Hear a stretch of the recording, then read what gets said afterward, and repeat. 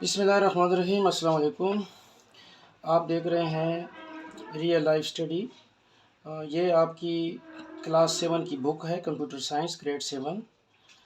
آج اس کا یونٹ 5 میں ہم ٹاپک پڑھیں گے 5.2 digital media bias and messaging, کہ یہ اس کا کیا مطلب ہے۔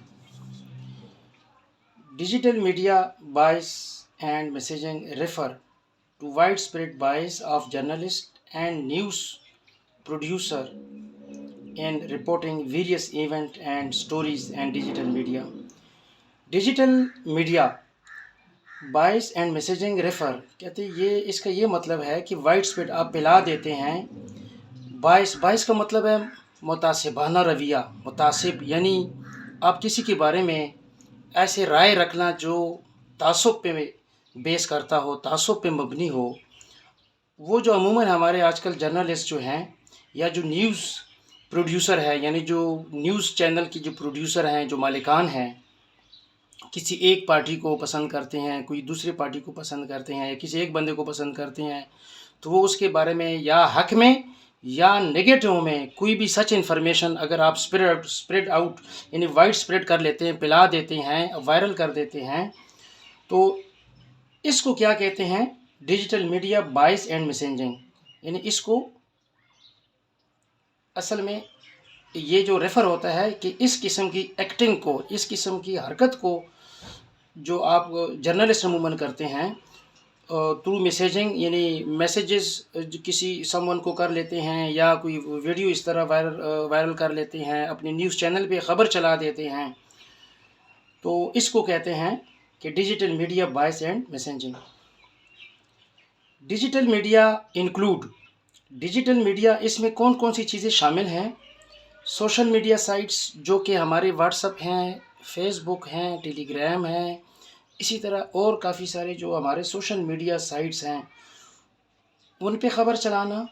نیوز ویب سائٹس یا جو ہمارے انٹرنیٹ پہ ویب سائٹس ہیں، نیوز یعنی خبروں کی جو چینل ہیں، ویب سائٹس ہیں، ان کے ذریعے یہ خبریں چلوا دینا۔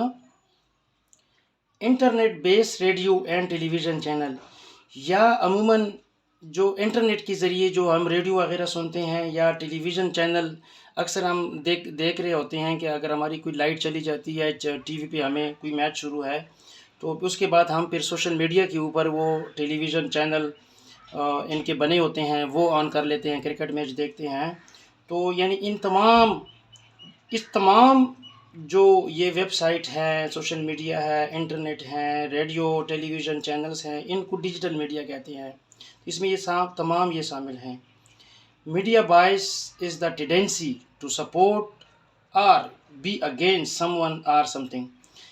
یہ جو میڈیا ہے، یہ جو میڈیا کا متعصبانہ رویہ ہے یا متعصبانہ عمل ہے، ٹینڈنسی کا مطلب ہے رجحان ہے، یعنی یہ رجحان جو ہے یہ کسی کے حق میں یہ سپورٹ کرتا ہے، یعنی کسی کے حق میں نیوز دے دیتے ہیں، یا اگینسٹ میں some one or some thing, یا کسی کے اگینسٹ میں یہ خبریں چلا دیتے ہیں۔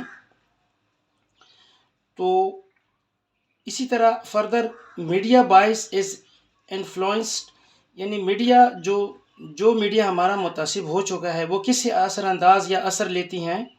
بائی فیکٹر، وہ کون سے فیکٹر ہوتے ہیں؟ سچ از یور بیک گراؤنڈ، یعنی آپ کے بیک گراؤنڈ سے، پولیٹیکل ایفیلیشن سے، پرسنل ایکسپیرینس سے۔